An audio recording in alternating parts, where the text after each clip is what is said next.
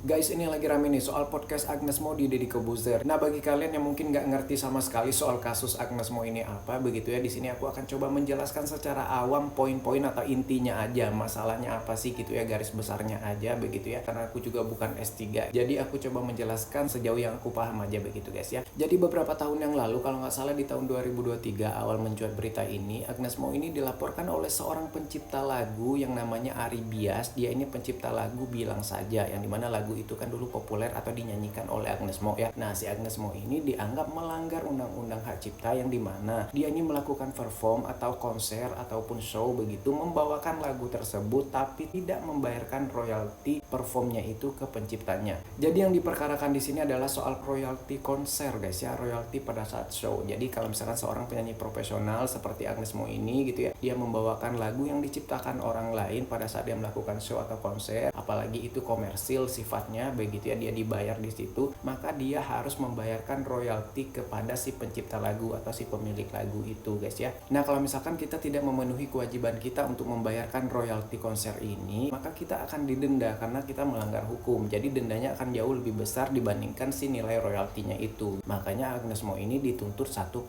M gitu ya. Nah, singkat cerita akhirnya perkara ini masuk ke pengadilan niaga, dan pengadilan kemarin baru aja memutuskan bahwa Agnes Mo ini melanggar hukum. Jadi Agnes Mo ini didenda 1,5 M. Dengan kata lain, si penuntutnya ini atau si pencipta lagu ini menanglah di perkara ini gitu guys ya. Dan akhirnya pihak Agnes Mo ini melakukan kasasi. Bagi yang nggak paham, kasasi ini minta peninjauan ulang atau minta pembatalan keputusan pengadilan gitu guys ya. Dan kasasi ini diajukannya ke Mahkamah Agung guys ya. Nah, sekarang kita masuk ke part si Agnes Mo melakukan klarifikasi atau memberi statement di podcastnya Deddy Corbuzier. Karena kan yang selama ini kita dengar baru dari pihak si penuntutnya, dari pihak pencipta lagu dan teman-temannya, termasuk beberapa musisi di sana, ada Ahmad Dhani dan lain sebagainya begitu ya. Nah, jadi di podcast ini Agnes Mo ini memberikan klarifikasi atau statement versi mereka, versi dia begitu guys ya. Karena kan kita juga harus mendengar dari dua pihak ya guys ya. Jadi menurut dia selama ini kalau misalkan dia ini melakukan show atau perform itu, dia kan diundang sebagai penyanyi kerjasama dengan penyelenggara atau IO dan lain sebagainya lah, penyelenggara lah intinya begitu ya. Jadi intinya selama ini tuh di kontrak antara Agnes Mo dengan penyelenggara acara atau pihak yang mengundang dia untuk tampil nyanyi atau perform ini gitu ya, ada template kontraknya di mana Agnes Mo ini hanya menerima bersih gitu guys ya. Jadi dalam artian misalkan nih Agnes Mo ini dibayar sebesar 1 M untuk sekali perform, satu kali konser misal begitu ya. Nah, Agnes Mo ini udah ada di kontraknya bahwa mereka menerima 1 M itu bersih gitu ya. Kalaupun ada beban-beban lain seperti royalti ke pencipta lagu dan lain sebagainya itu begitu ya, itu udah di luar urusan mereka. Itu adalah tanggung jawab si penyelenggara acara ataupun IO gitu guys ya. Karena sudah tertera di kontrak kerja mereka itu bahwa mereka ini terima bersih gitu ya. Jadi intinya pihak Agnes Mo ini tidak merasa melakukan pelanggaran hukum atau tidak melanggar undang-undang soal royalti ini, juga tidak lalai dalam membayarkan royalti karena kan memang sudah dialihkan ke pihak CEO berdasarkan kontrak antara mereka dengan pihak IO atau pihak yang mengundang dia gitu guys ya.